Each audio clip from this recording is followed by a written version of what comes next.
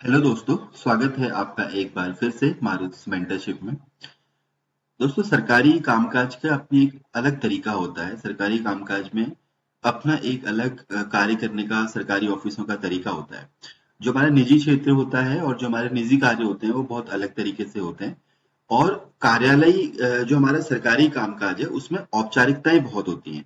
औपचारिकता इसलिए उसे कई बार क्रिटिसाइज भी किया जाता है कि सरकारी सिस्टम क्या होता है, बहुत ज्यादा औपचारिक होता है वहां, और जबकि निजी क्षेत्र में इतनी औपचारिकताएं नहीं होती। लेकिन उन औपचारिकताओं के पीछे भी कोई एक कारण होता है। और जो हमारे कार्यालयी पत्र होते हैं, जो विभिन्न प्रकार के पत्र हैं, अलग अलग प्रारूप हैं उनके। जैसे कि हमने शासकीय पत्र पढ़ा, अर्धशासकीय पत्र पढ़ा, हमने अभी अधिसूचना के बारे में पढ़ा, कार्यालय ज्ञाप पढ़ा। ये सब क्या है, उन औपचारिकताओं का ही एक हिस्सा है। और इसीलिए जब हम गवर्नमेंट एग्जाम्स देते हैं तो इन पत्रों के बारे में हमें जानकारी होना बहुत जरूरी है। एग्जामिनेशन में ये एक्सपेक्ट नहीं किया जाता कि हम इन बहुत ही एक्सपर्ट हो इन लेटर्स की राइटिंग में। वो तो आप over the period of time जब आप गवर्नमेंट सर्विसेज में आ जाते हैं वो कर ही लेते हैं। लेकिन एक हमें इनकी बेसिक नॉलेज होना बहुत जरूरी है।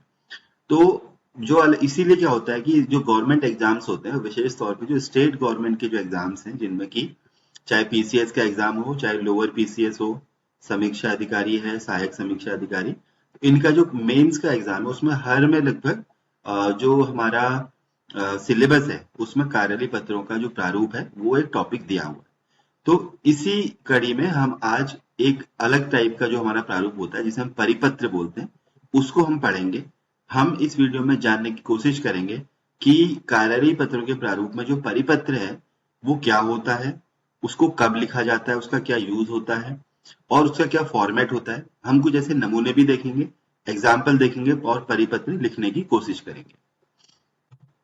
इससे पहले कि हम इस डिटेल में जाएं, मैं आपको उत्तराखंड पीसीएस का जस्ट सिलेबस एक बार फिर से रिमाइंड कराऊंगा। इस टॉपिक का कार्यालयी पत्रों के प्रारूप जो है वो 20 अंक का क्वेश्चन आता है उत्तराखंड पीसीएस मुख्य परीक्षा में, जिसमें कि शासकीय पत्र है, अर्धशासकीय पत्र, अधिसूचना, परिपत्र। आज हम ये परिपत्र पढ़ने जा रहे हैं।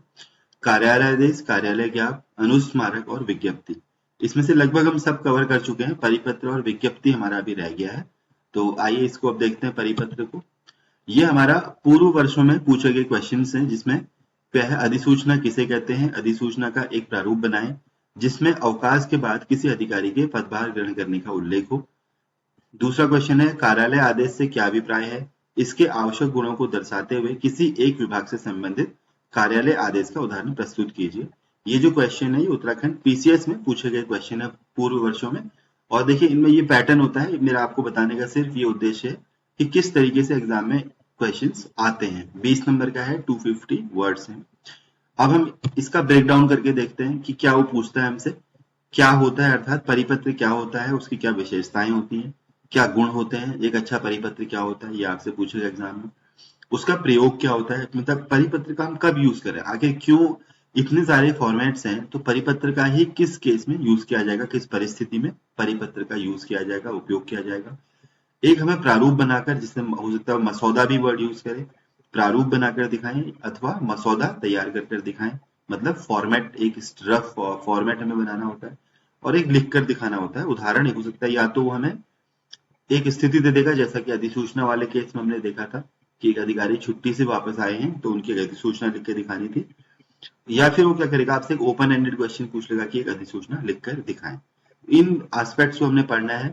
मैं कोशिश करूंगा कि इस वीडियो में सभी एस्पेक्ट कवर हो जाए। देखिए परिपत्र क्या होता है। परिपत्र, यदि किसी मंत्रालय या विभागीय कार्यालय को अपने अधीनस्थ कार्यालयों या कर्मचारियों से कोई सूचना मंगानी हो या उन्हें किसी सरकारी आदेशों या अनुदेशों की सूचना देनी हो तो परिपत्र का प्रयोग किया जाता है। क्या होता है परिपत्र, कोई मंत्रालय है, कोई विभागीय कोई कार्यालय है, विभाग है कोई, मतलब सिंगल कार्यालय की हम बात कर रहे हैं, सिंगल विभाग या मंत्रालय की बात कर रहे हैं, उसे अपने अधीनस्थ कार्यालयों या कर्मचारियों से कोई सूचना मंगानी हो या उन्हें कोई सरकारी आदेशों या अनुदेशों की सूचना देनी हो तो परिपत्र का प्रयोग किया जाता है।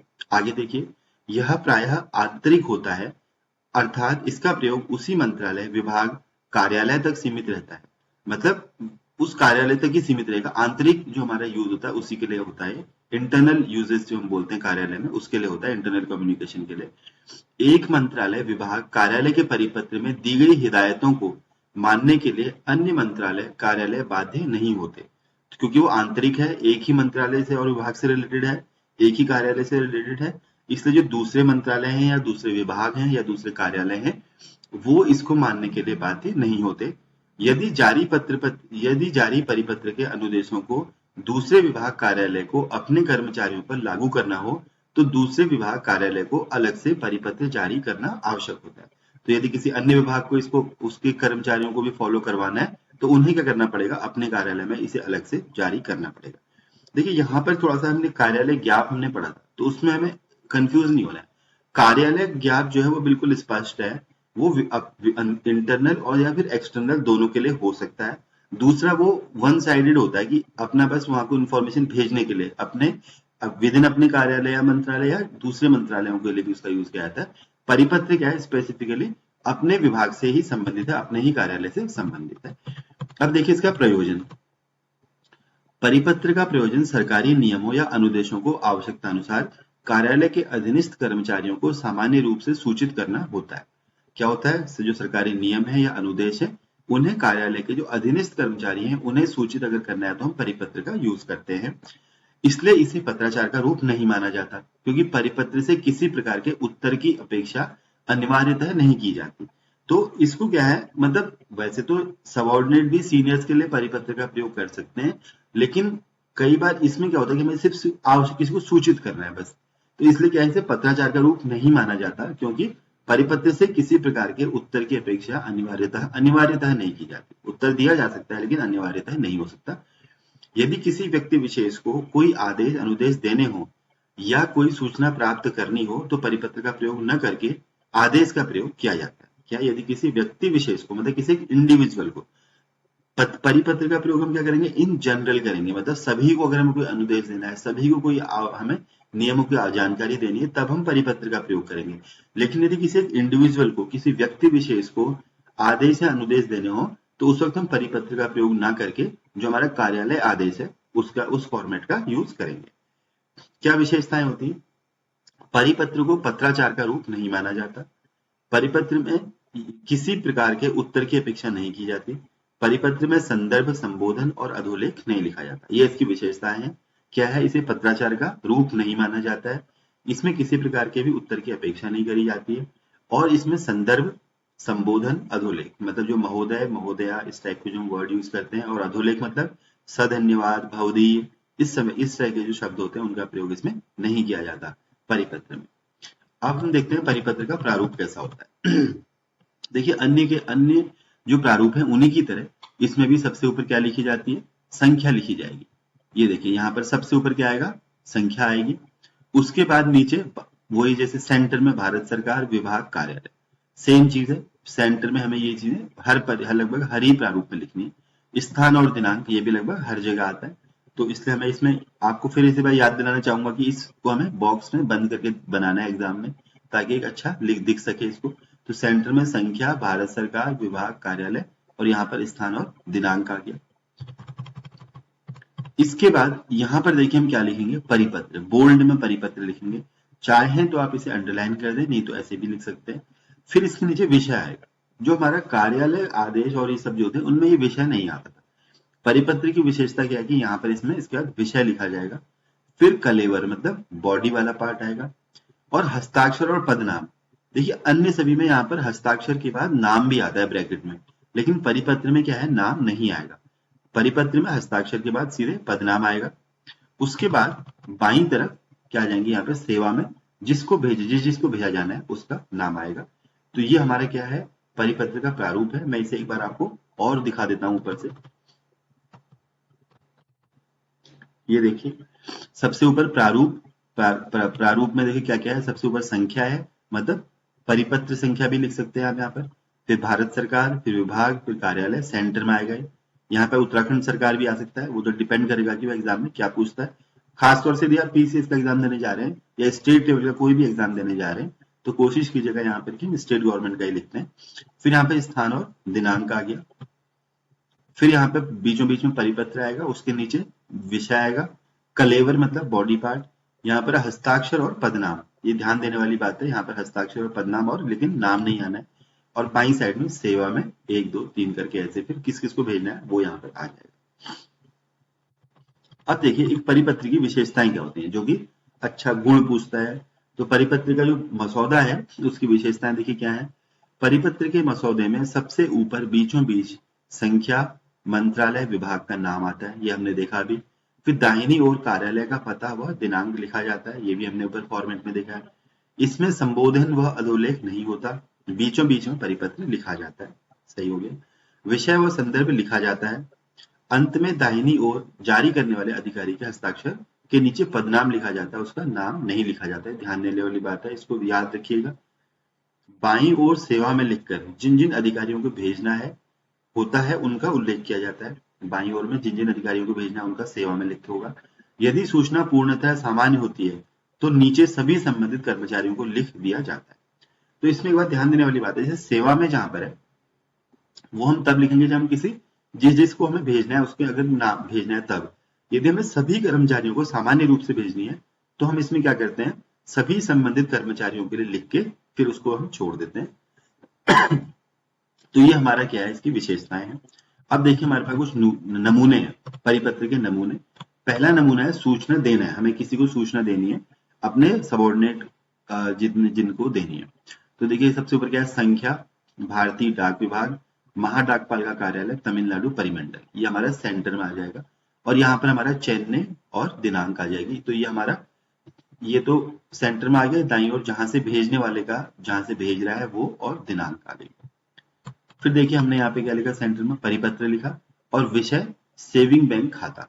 केवल ये हमारा क्या था, विषय था। विषय हमेशा ब्रीफ होता है, बहुत लंबे विषय नहीं लिखे जाते। कई बार में हम आप देखेंगे पत्रों में बड़े लंबे लंबे विषय 2 2 3 3 लाइन के लिखे रहते हैं, उन्हें अवॉइड करना चाहिए। बहुत ही छोटा सा ज्यादा से ज्यादा 1 लाइन का हमारा क्या होना चाहिए, विषय होना चाहिए।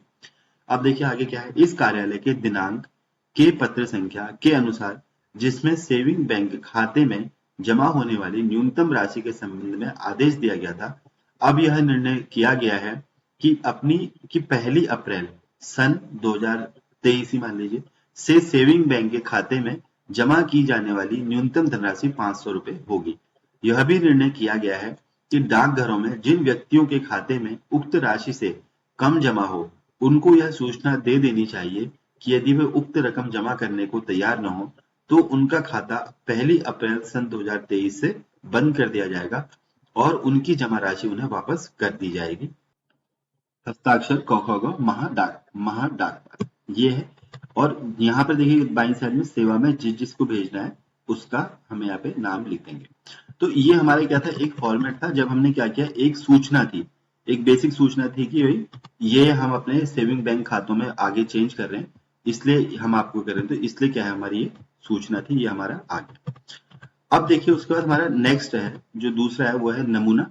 रिक्त पद भरने के संबंध में एक नमूना है। इसमें देखिए क्या है, सबसे ऊपर देखिए सबसे पहले वो है संख्या आई, जो कि हमारे उसमें था, फॉर्मेट में था। सबसे ऊपर संख्या आई, फिर भारत सरकार गृह मंत्रालय, राजभाषा विभाग, केंद्रीय हिंदी प्रशिक्षण संस्थान, जो भी इसे भेज रहा है उसका एक किस विभाग, कौन सा सरकार है, कौन सी विभाग है, कौन सा मंत्रालय है, ये आ जाएगा।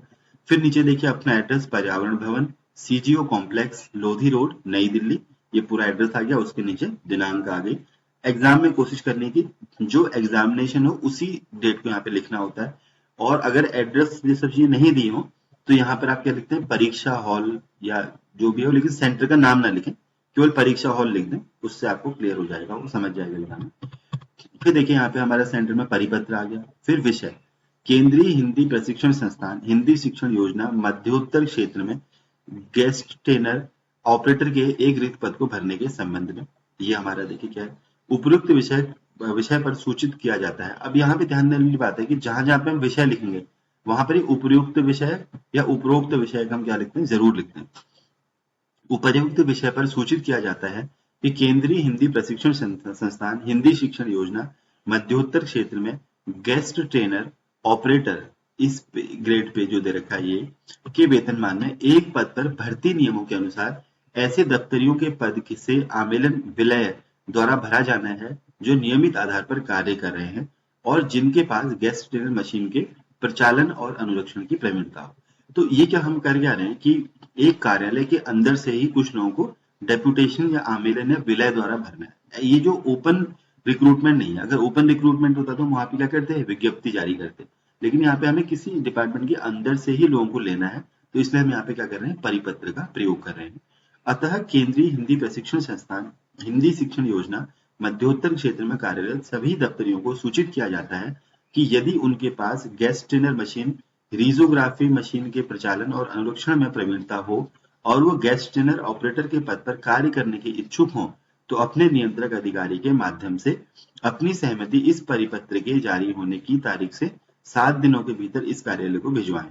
निर्धारित तिथि के अंदर सहमति प्राप्त न होने पर उनके नाम पर कोई विचार नहीं किया जाएगा। ये लैंग्वेज ना आप इसे रट लीजिएगा एग्जाम में, क्योंकि मुझे पता है कि जब एग्जाम देते हैं तो हमें इस टाइप की लैंग्वेज थोड़ी सी नहीं आती, तो आप इसको याद कर लीजिए और एग्जाम में इसको लिख के आनी इसी तरीके की लैंग्वेज। फिर देखिए हस्ताक्षर क ख ग प्रशासनिक अधिकारी यहाँ पर आ गया। फिर यहाँ पे जिसको भेजना है सेवा में सभी दफ्तरी केंद्रीय हिंदी प्रशिक्षण संस्थान हिंदी शिक्षण योजना मध्य उत्तर क्षेत्र, ये हमारा आ गया। उसके बाद प्रतिलिपि, प्रतिलिपि निम्नलिखित को सूचना तथा आवश्यक कार्रवाई प्रेषित, अगर प्रतिलिपि करनी है तो भी आप इसे कर सकते हैं, इतने सारे लोगों ने प्रतिलिपि करी है। और अगर प्रतिलिपि करेंगे तो जरूर यहाँ पे दोबारा से इसका पत्र संख्या या परिपत्र संख्या अवश्य डालेंगे। ये हमारा क्या है, एक दूसरा फॉर्मेट।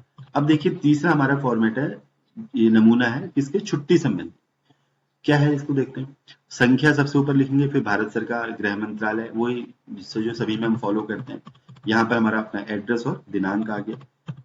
अब देखिए यहाँ पे हमने परिपत्र लिखा, परिपत्र के नीचे विषय अंतर विभागीय फुटबॉल प्रतियोगिता के संबंध में, दिनांक 26/11/2011 को अंतर विभागीय फुटबॉल प्रतियोगिता का आयोजन केंद्रीय औद्योगिक सुरक्षा बल के मैदान में किया जाएगा।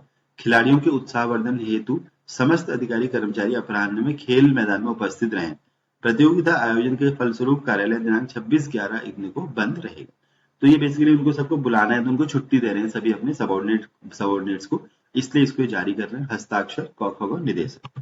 अब यहाँ पे देखिए सेवा में सभी अधिकारी कर्मचारी और सूचना पट पे भी इसे लगा रहे हैं। ये हमारे क्या हो गए, अलग अलग टाइप के क्या थे, परिपत्र थे। अब देखो कुछ कुछ जो सेंटेंसेस जो हमें क्या करने हैं, यूज करने हैं परिपत्र में, आप इन सेंटेंसेस को याद कर लेंगे तो आपको एग्जाम में बहुत हेल्प मिलेगी। क्या है, यह देखा गया है कि कुछ कर्मचारी कार्यालय में समय पर नहीं आते, ये क्योंकि हम अपने इंटरनल उसके लिए यूज कर रहे हैं। अगर आपसे पूछता है कि यही आपको दे सकता है एग्जाम में कि कुछ कर्मचारी समय पर ऑफिस में नहीं आ रहे, तो उनके लिए एक परिपत्र जारी करो, एक जनरल सूचना जारी करो। समय समय पर की गई आकस्मिक जांचों से पता चला है कि कुछ कर्मचारी कार्यालय में नियमित रूप से देर से आते हैं। सभी कर्मचारियों को इस परिपत्र द्वारा सूचित किया जाता है कि उपर्युक्त आदेशों का पूरी तरह पालन करें, या आप लास्ट में लिखेंगे कभी परिपत्र के। सभी वर्ग ग कर्मचारियों को एक बार फिर हिदायत दी जाती है कि उन्हें जो वर्दियां दी गई हैं वो कार्यालय समय पर अवश्य पहना करें। देखिए इससे हमें स्पष्ट हो रहा है कि क्या जो कार्यालय परिपत्र है उसका जो प्रयोग है ना, वो बिल्कुल इंटरनल यूसेज के लिए है। कर्तव्य पालन में किसी प्रकार की ढिलाई पाए जाने पर उनके विरुद्ध अनुशासनिक कार्रवाई की जाएगी। इस तरीके के यूज। जो कर्मचारी 31 दिनांक तक मकान किराए के संबंध में प्रपत्र भरकर नहीं देंगे, वो मकान किराया भत्ता पाने के हकदार नहीं होंगे। इस तरीके के हमें ये सेंटेंसेस आप एक बार याद कर लीजिएगा, ये बड़े यूजफुल रहते हैं। सभी सहायकों को निर्देश दिया जाता है कि वे माह के बकाया किराए का विवरण प्रत्येक माह के अंतिम कार्य दिवस को अपने अपने अनुभाग अधिकारियों के समक्ष अवश्य प्रस्तुत करें। इस कार्यालय के सभी कर्मचारियों को सूचित किया जाता है कि छुट्टी के दिन काम करने पर समयोपरि भत्ते के बजाय प्रतिपूरक अवकाश दिया जाएगा। निर्धारित योग्यता रखने वाले कर्मचारी संलग्न प्रपत्र में दिनांक तक अपना आवेदन प्रस्तुत कर सकते हैं। इस वर्ष बाढ़ पीड़ितों के लिए सरकार ने विशेष पेशगी देना स्वीकार किया है। सभी कर्मचारियों से अनुरोध है कि वो पारिवारिक पेंशन के लिए नामन पत्र भरकर दिनांक तक अवश्य दें। ये सूचित किया जा रहा है देखिए सभी को। निर्देश किया जाता है कि इन अनुदेशों का अनुपालन कड़ाई से किया रहे। जो कर्मचारी ड्राइविंग लाइसेंस रखते हैं वो ड्राइवर पद के लिए निर्धारित प्रपत्र में आवेदन कर सकते हैं। अपेक्षा की जाती है कि सभी कर्मचारी दोपहर वाहन का भोजन का एक समय आधे घंटे तक सीमित रखें। नियमों का अनुपालन कड़ाई से किया जाए। तो इंटरनल यूजेस के लिए है, तो इसलिए आप इसमें इस टाइप की जो सेंटेंसेस हैं, जो वर्ड्स हैं, हम उन्हें यूज करेंगे। कुछ वर्ड्स जो हमें समझ में नहीं आते देखते हैं परिपत्र में। परिपत्र का मतलब क्या होता है, सर्कुलर होता है बेसिकली। कार्यालय समय ऑफिस आवर्स, आदेश ऑर्डर, प्रभावी इनफोर्स या इफेक्टिव, हिदायत इंस्ट्रक्शन, बाधा ऑब्स्ट्रक्शन है, इंटरप्शन, प्रयोजन पर्पस, वर्तमान व्यवस्था प्रेजेंट अरेंजमेंट, अनुमति परमिशन, वेतन आयोग पे कमीशन, आपत्तिजनक ऑब्जेक्शनेबल, शर्त कंडीशन, कार्यालय अनुशासन ऑफिस डिसिप्लिन, सफाई एक्सप्लेनेशन, ये वाली सफाई नहीं है, आपको अपनी सिर्फ सफाई देनी होती है कार्यालय में, वो कार्यालय कर्तव्य ऑफिस ड्यूटी, अधीनता अवज्ञा का आचरण एक्ट ऑफ इनसबऑर्डिनेशन। तो ये कुछ ऐसे वर्ड्स हैं, अधीनता अवज्ञा का आचरण, इस टाइप के वर्ड्स हमें परिपत्र में कार्यालयी पत्रों में यूज करने होते हैं।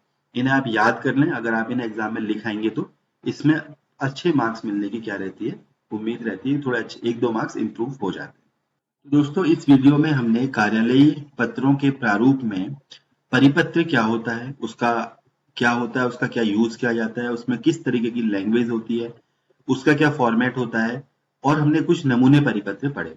परिपत्र को आप जानते हैं, अभी हमने देखा सर्कुलर भी कहते हैं। इसका यूज बेसिकली इंटरनल जो हमारे विभागीय कार्यालय है जहां भी होगा, उसके एक जो सुपीरियर है वो अपने सबऑर्डिनेट्स को, तो इंटरनल कम्युनिकेशन के लिए ही इसका क्या कहता है प्रयोग किया जाता है। बहुत ही आम होता है सर्कुलर, लगभग हर ऑफिस में, और कई बार हर रोज भी सर्कुलर इशू किए जाते हैं, तो कोई बड़ी चीज हमारा सर्कुलर नहीं होता। इसकी आप कुछ लैंग्वेज मैंने आपको बताई थी, वो आप देख लें, फॉर्मेट अच्छे से देख लें, तो ये आपके लिए बहुत जरूरी होगा। इसमें एक चीज में कंफ्यूज ना हो कि जहां पे हस्ताक्षर होते हैं उसके नीचे नाम और पदनाम में जो इशू हो सकता है आपको कंफ्यूजन हो जाए। जनरली सर्कुलर में नाम नहीं लिखा जाता, हस्ताक्षर के नीचे सीधे पदनाम लिखा जाता है। एग्जाम में आप अगर आप लिख भी आएंगे तो इससे कोई गलत नहीं होगा, मार्क्स कम नहीं होते, लेकिन कोशिश ये करनी है कि परिपत्र में जो कार्यालयों में यूज किया जाता है उसमें जनरली नीचे नाम नहीं लिखे जाते हैं, हस्ताक्षर के नीचे सीधे पदनाम ही लिखा जाता है, क्योंकि वो इंटरनल यूजेस के लिए है। तो ये माना जाता है कि लगभग हर किसी को पता ही होगा कि उसमें अंदर उनका क्या नाम है, अपने सब सुपीरियर का नाम लगभग हर किसी को पता ही होता है। तो मुझे उम्मीद है कि ये वीडियो आपको परिपत्र लिखने में एग्जाम में हेल्प करेगा, आपकी तैयारी में हेल्प करेगा। और कुछ अच्छे वीडियोस को लेके आएंगे, तब तक के लिए बने रहिए। All the best.